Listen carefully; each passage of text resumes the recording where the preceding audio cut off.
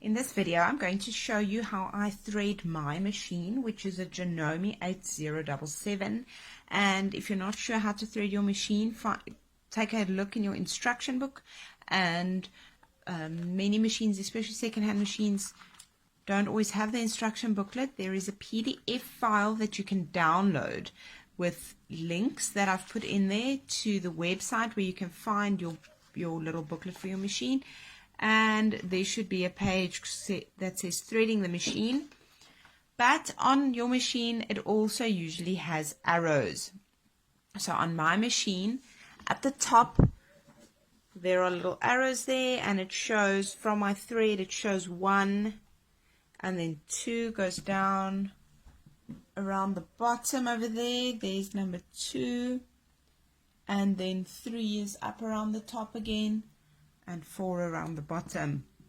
Now, very important when you're threading your machine, it's very important that you lift your presser foot. And the reason for this is that inside here, I'm going to try and show you in there, those are your tension discs. And when you lift the pressure foot, there, look how they open. So when it's down, when the pressure foot is down, then the tension is engaged. And that means that your thread is being pulled tight by the machine. So if you look, trying to pull the thread out there, that's already in there. And it's pretty tightly in there. I can't really get it out. And that can actually damage your tension disc. So just lift it and look at how easily that comes out. Now I'm going to rethread my machine, and I'll start, and most machines have this little cap that goes on the front of the spool over here, and that just helps your thread to unwind evenly. And first things first, obviously put your thread in there and check that it moves freely, and then you're just going to follow your little arrows.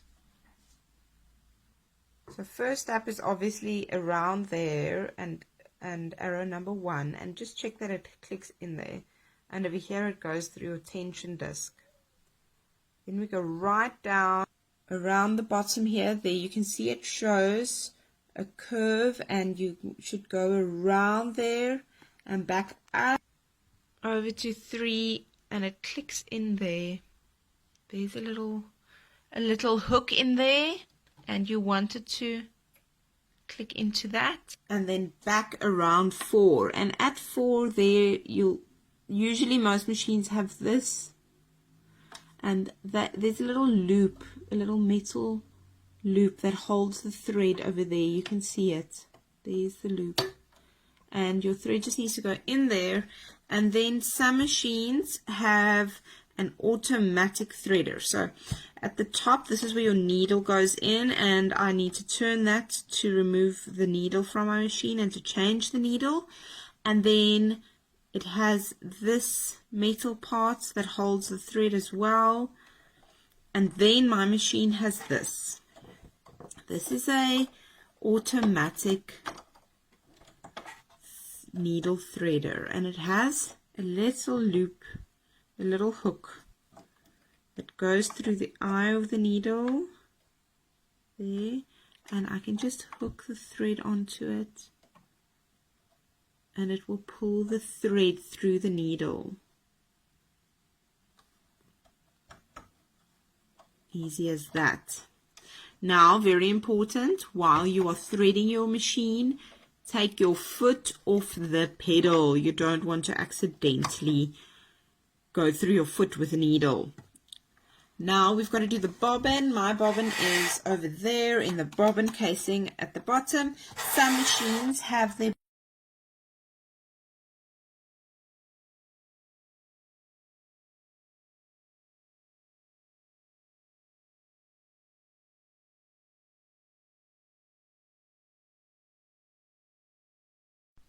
there you can see it shows me how to thread the bobbin.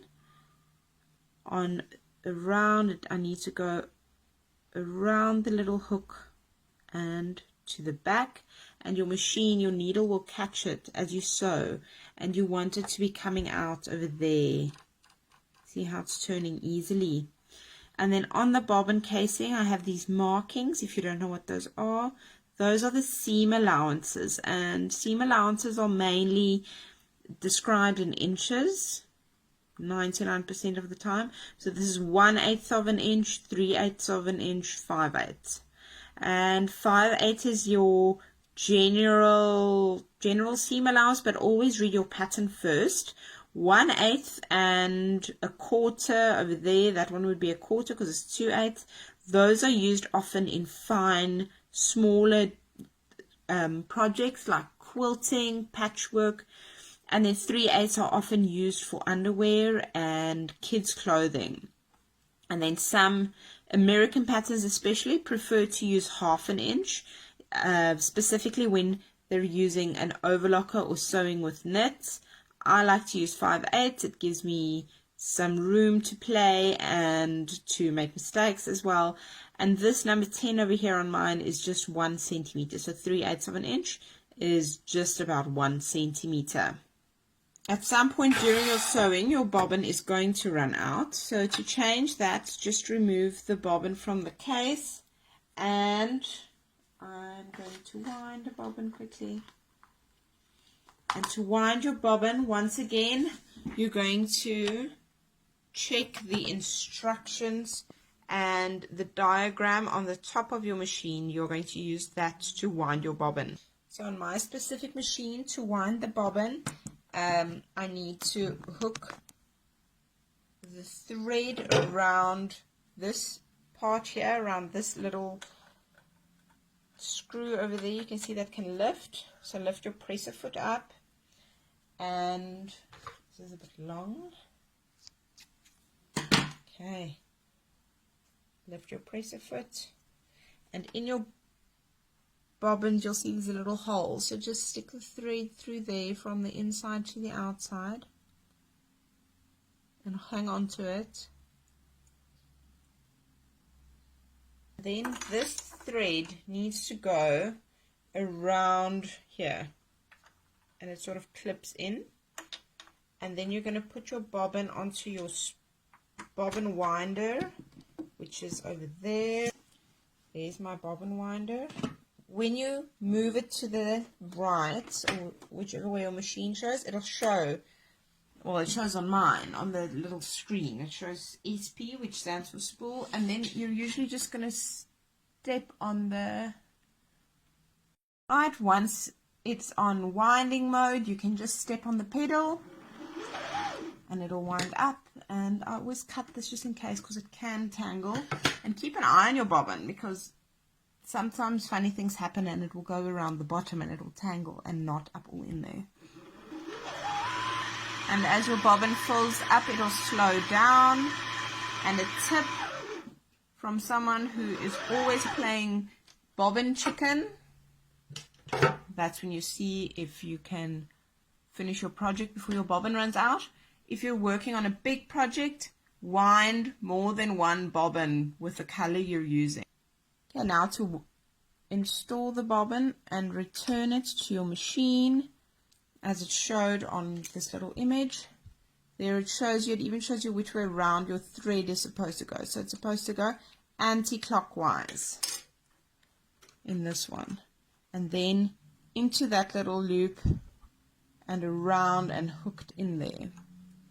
And to catch your bobbin thread, your machine needs to be threaded to